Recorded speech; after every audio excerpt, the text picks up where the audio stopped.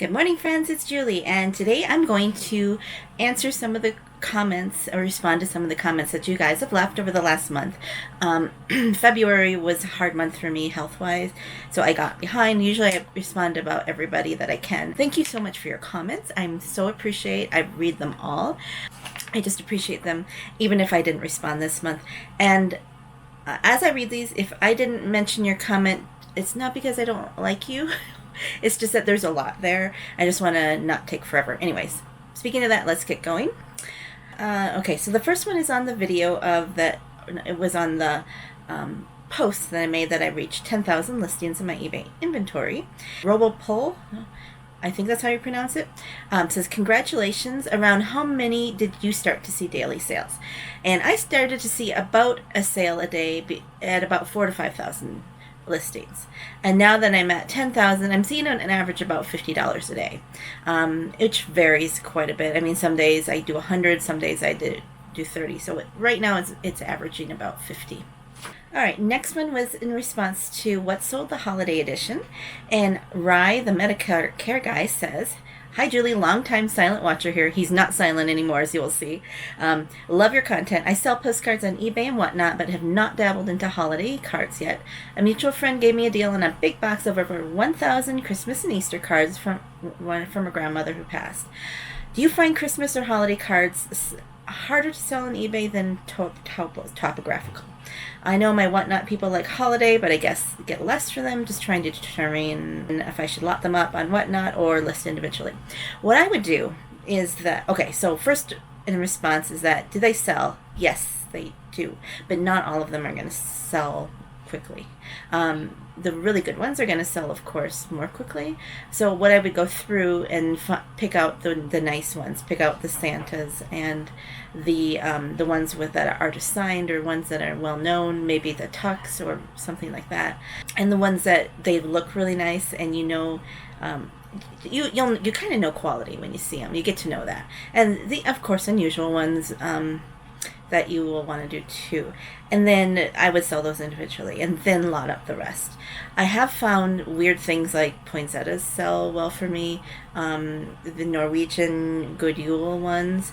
And it's hard to say what the sell-through rate is on them, because Christmas postcards and Easter can vary quite a bit.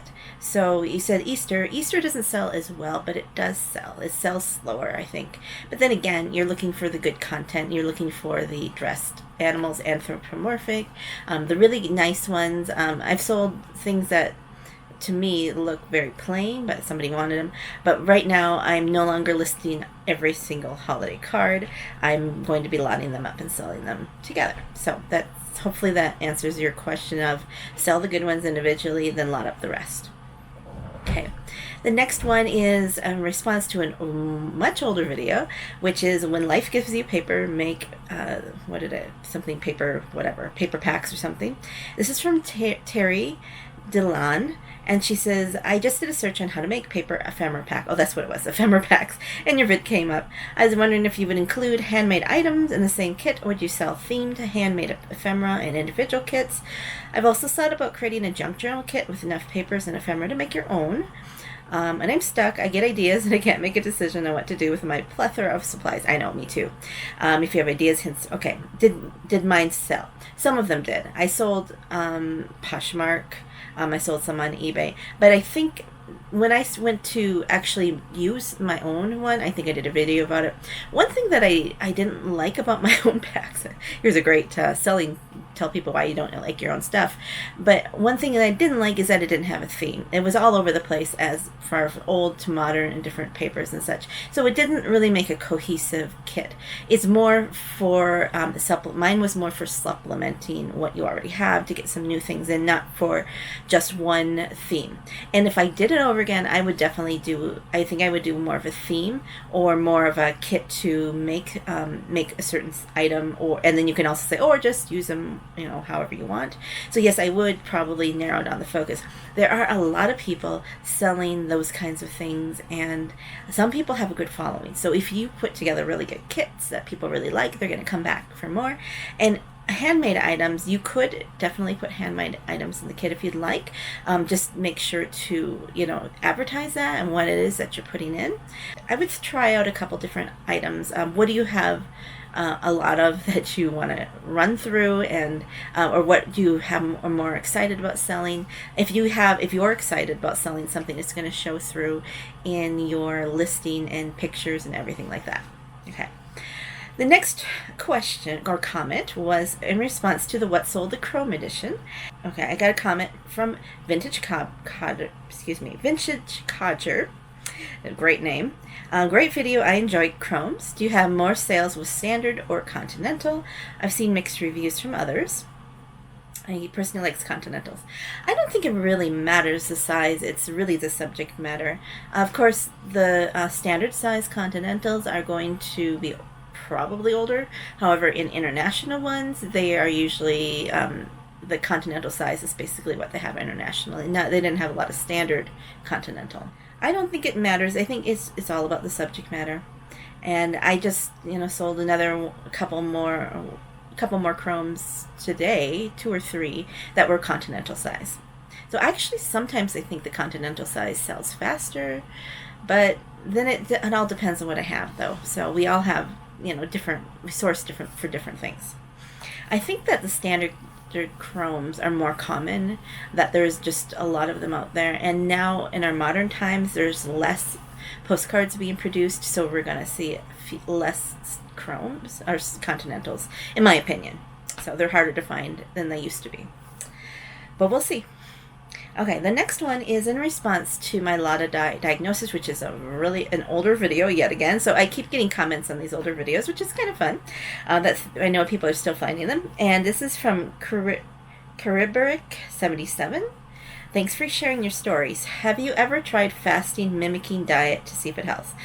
I don't really know what this is, but I am starting to look at maybe trying a sort of a fasting, like when you fast for so long, not like the whole day, but like I think it's called intermittent fasting. So I'm thinking about that and seeing if that would help some things, because I've heard mixed reviews about it for people. So that's, but I would love to know if you have tried it and what you've heard about it too. Okay, so then we have a recent video, pivoting my postcard business, and I just want to thank you guys for being very supportive in your comments about saying that you think it's a good idea, or go for it, or you got to try what you need to do. And so yeah, it's all an experiment. We're just going to do this for the next year and see how it goes to give it a good run. Here's some responses. So Kane6676, I go with scenario 2, which is the higher priced postcards. With the cheaper, more common cards, we have too many people doing race to the bottom. That is a very good point. So they either don't sell or sell so cheap it isn't worth your time. I've done much better cherry picking the best high value cards and putting in less time and effort with more payoff. That's exactly what I want to do, because that is a good point about the race to the bottom. When there are a lot of postcards, there's going to be somebody who's going to undercut everybody. Somebody's probably more than one person. And then all of a sudden, a postcard that was worth $5, people are selling for $1. Then if you have the more less common postcards, then you can mark your prices more of what you want to. So Nancy Thompson said she's sold on eBay since 2013 and stopped and started several times. Yeah, I've kind of done that too. Suffer from chronic illnesses that made my regular 9-to-5 job impossible, but it desperately needed something to do, and that's why I turned to eBay all those years ago. Yep, we're on the same page here. And I'm paraphrasing what she commented because so just so you know, this isn't the whole comment. She's not new to eBay, but very new to postcards. As a newbie learning about about them and sell them, I've only been back at reselling for a couple months and have about 100 postcards listed at this point. And out of the 100, only 5 sold to date. I really like your idea of focus on the high-end cards and just let the rest and auction them off. Okay, so Nancy, that's actually normal. For 100 cards to sell 5 is actually pretty good because the sell-through rate is that low. So if you're going to get into postcards, it's about 4%. That's just the way it goes. But then again, like I said, if you go to the higher end ones, once you learn about what those are, then you are going to have maybe a higher sell-through rate. I don't know if it takes less time to sell those or not. So you are actually doing okay. You're actually doing better than the average with your 5 sales for 100. So don't get discouraged. It takes volume of items, even if you're doing higher value postcards, which for me, I'm saying $10 or more. Okay, so I hope that goes well for you. I have enjoyed it, and because it's something that I can do, and I love old things, antiques, and ephemera, and for me, it's great fit. Okay, the next comment is from Sandra Wilcox, and she says, I'm always torn, like you, about strategy. I remind myself that my biggest sale, 200 for a 25-cent card, was a card I almost didn't list. I have chosen to be as efficient as I can and learn the fastest listing process. To not fall in love with any card. Just get them listed. I copied Popeye's sorting system. I want a gigantic store, and I don't mind if they sit. I want a store that has a price point for every buyer and looks through it. I'm afraid if I cherry pick the good cards, I'll never go back and list the more common cards. Everything sells on eBay. I know for sure. I'm surprised all the time. Love your videos. Okay, I know my highest price postcard was, to me, a plain looking postcard, but I feel like I've done enough time with postcards. I'm approaching 2 years this summer on postcard selling that I kind of have a good idea of what's going to be valuable to sell and what's not. And if it's a new place for me that I haven't sold before, I'm always going to look it up, because you never know what one of the places that is a rare postcard. Anyways, and you have a good philosophy. It's not a bad philosophy at all to have a gigantic store, have something for every buyer. I think that's great. That's what I was going to do, except it just got, I just need to focus because I have a limited amount I can do. So I think that's great, and I hope that works for you. And yes, we're surprised all the time what postcards will sell. I know. Okay, Kelly says, I've been selling postcards for 6 years and constantly rethink my business model. I'd also like to only deal with $10 plus cards, but most of my sales are under that. Currently, I'm doing 50-50 split on listing, half lower value, half higher value. While extra income is nice, I really do it to keep busy. And looking forward to the upcoming update to see how it's going for you. Okay, so that's a good way to do it, is 50-50. As then you're deliberately, it's a strategy. It's a good strategy, because half your inventory is going to go for $10 or more, and the other half isn't. So that's a good one. I like that. But what Kelly said is that this is just for an extra income for her. For me, I want to make it into more of my main income. That's why I'm trying to be more strategic. Okay. Joseph Wagner, or is it Wagner, says, as a collector, not a reseller, I think your sourcing is going to become a lot harder. It takes a really nice postcard for me to consider it being worth more than $10. For me, most of the collections I see don't have a whole lot of the good stuff and a lot of mediocre cards, so out of every few hundred cards, you may only get a few that you would list under your new parameters. That could be very valid, because, yeah, it's going to be a little harder to source. I really, in this week or so since the video, I have needed to remind myself over and over to rethink differently about this and say, oh no, I just can't just buy anything. I have to be more picky. So yeah, definitely, I know that it's going to be a little harder to source, or different. Most of the collections, like any kind of collection, you're right that most cards are mediocre, but I think a postcard reseller looks at postcards a lot different than a collector, because we see the buying habits of collectors all around the world. Going to to the stores, and what sells in a store is different than what sells online. A lot of times the things that sell in my booth are things like the pretty ones, like the old Christmas and the Valentine's, and the stuff that I probably wouldn't be able to get more than $5 on my online for. But I actually have been doing okay. I found quite a few postcards in my stash so far that I'm listing for more than 10. Some of them still are not up there, but I'll talk about that more in a later video. But thank you. That's a good, it's good to have that thought of, how are the collectors going to look at this? Okay, now there was the art of postcard swapping. Oh, by the way, if you're looking for my postcard swapping, post-crossing one, I will link below the channel that I'm now putting it on. I'm separating it out from this channel because it seems like the postcard swappers are a bit different than the postcard sellers. Go figure. All right, so our Rye, the Medicare guy, says, I really enjoyed the video. I've been wanting to get an old camera and blank postcard backs and make my own modern day RPPCs with the vintage equipment to post-cross with. unfortunately I haven't had any luck finding the equipment, which is interesting because I kind of just wanted to find that too. There is a certain camera that way back in the day they used to specifically make real photo postcards with. So once you got that camera, you could do it. And I'm thinking, well, what if we could find that camera today and still do the same thing? Wouldn't that be cool? So yeah, I hear you. If you do get that going, I would love to know about it, because that's one of those things that intrigues me about the history of this stuff. So good luck. I hope you find the equipment. Okay, now the last video, which was, I believe, last week's video, was about why I'm not doing Whatnot. And there was quite a few comments again, too. I'm just going to highlight two of them. One of them was from Robertino Ibanez. I'm so sorry if I'm butchering your name. Okay, who says, I sell on eBay the same way you do. I get regular everyday sales. If I were to go on Whatnot, the time you have to put into it would be too much for me. I like my slow, steady sales pace. I don't want to be chasing my tail to sell a lot of postcards on Whatnot.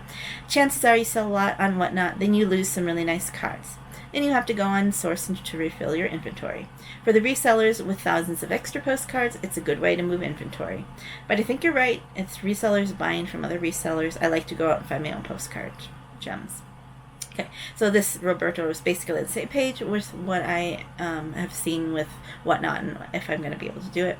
And a couple other you guys had mentioned that, yeah, it does seem like with postcards, it's resellers selling to resellers. So until they get more of an audience of collectors on Whatnot, and seriously, I don't know, if you're a collector, do you ever buy lots of 1,000 postcards as a collector, or is that more of a dealer or a reseller that does that? So just curious.